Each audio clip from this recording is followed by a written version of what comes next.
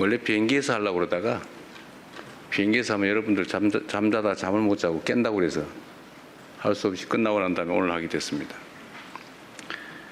한번 웃어줄 만도 한데 절대 안 웃어주네요. 네, 반갑습니다. 존경하는 국민 여러분, 대통령 취임 후 첫 유럽 순방을 마치고 어제 귀국했습니다. 우연의 일치겠지만 1년 전 제가 취임한 후에 첫 외교 일정으로 G7 정상회의에 참석하고 돌아온 날도 6월 18일이었다고 합니다. 1년 전에는 G7이라는 다자 무대에서 민주 대한민국의 복귀를 알리는 것 자체가 중요한 성과였다면 이번 유럽 방문과 G7 정상회의 참석을 통해서는 지난 1년 동안 대한민국의 위상과 대한민국에 대한 국제사회의 기대가 확실히 높아졌음을 피부로 느낄 수 있었습니다. 모두 국민 여러분의 성원이 있었기에 가능한 일이라고 생각합니다. 이번 순방의 주요 성과에 대해서 말씀드리도록 하겠습니다.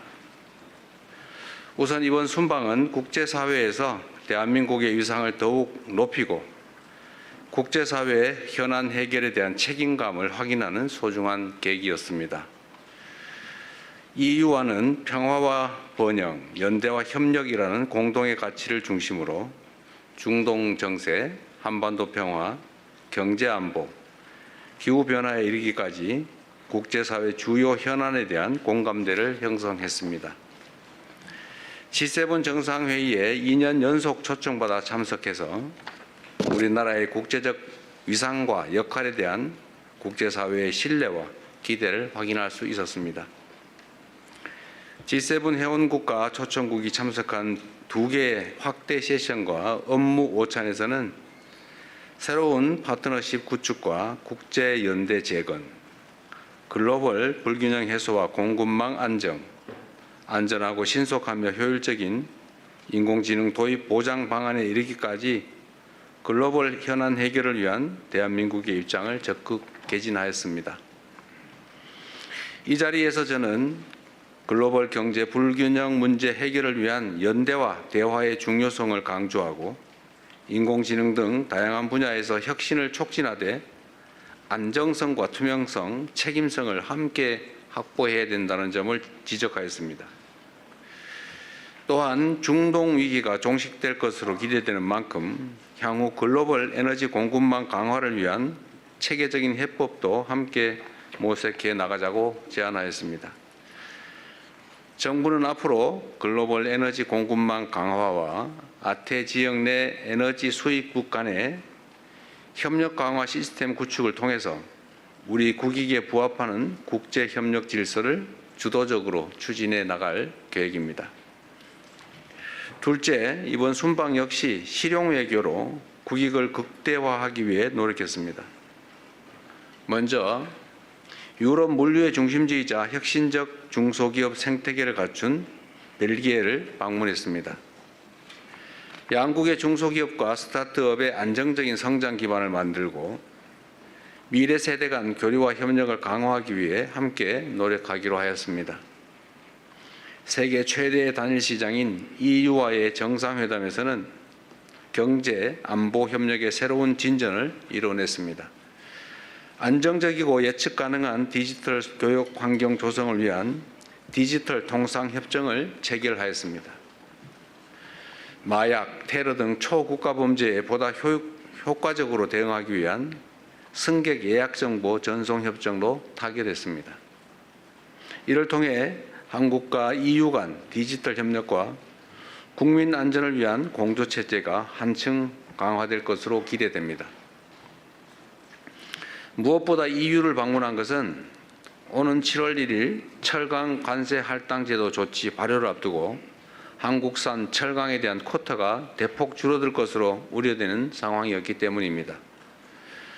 이러한 조치가 무역 장벽이 되어서는 안 된다는 우리의 확고한 입장을 EU 지도부에 전달하였고 FTA 체결국이자 전략적 파트너인 한국에 대한 각별한 배려를 당부하였습니다.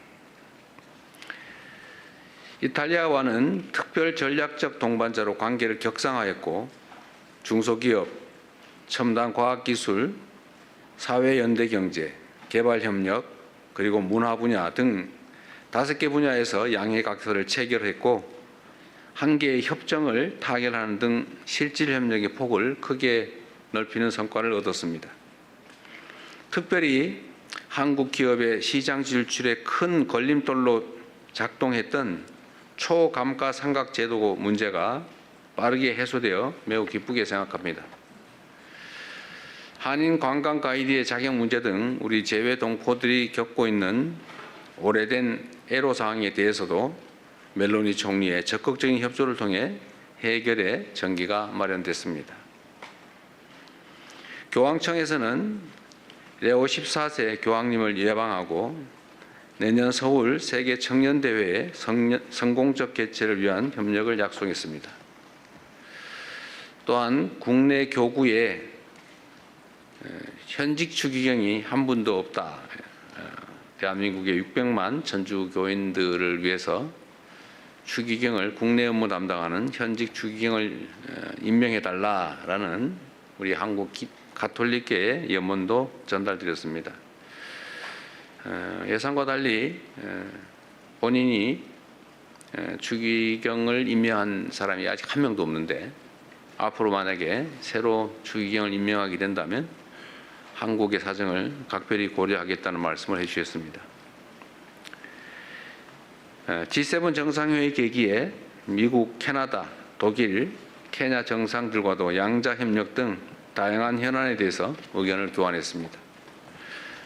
트럼프 미국 대통령과는 조선을 포함한 호혜적인 협력 방안에 대해 뜻을 같이 하고 한미일 협력의 중요성에도 공감했습니다.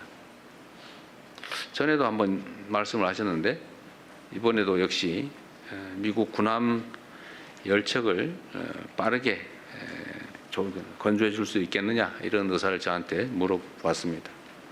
물론 거기에 대해서 당연히 가능하고 최선을 다하겠다고 답해 드렸습니다.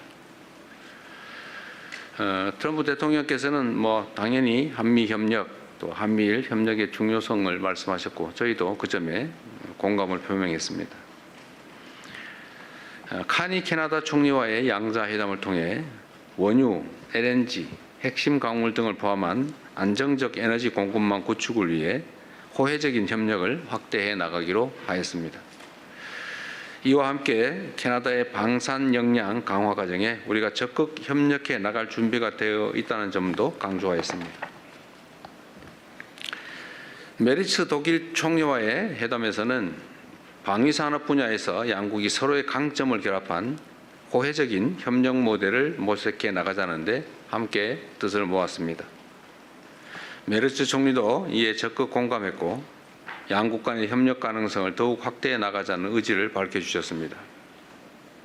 또한 올해 10월 한국에서 개최되는 아시아 태평양 비즈니스 회의를 계기로 메르츠 총리의 방안을 추진하고 경제, 산업, 투자 분야 협력을 한층 심화해 나가기로 하였습니다. 그리고 우리의 중요한 동아프리카 협력 파트너인 루토 케냐 대통령과의 회담에서는 한국이 케냐의 국가 발전과 공동 성장 과정에서 신뢰할 수 있는 동반자가 되겠다는 뜻을 전달했습니다.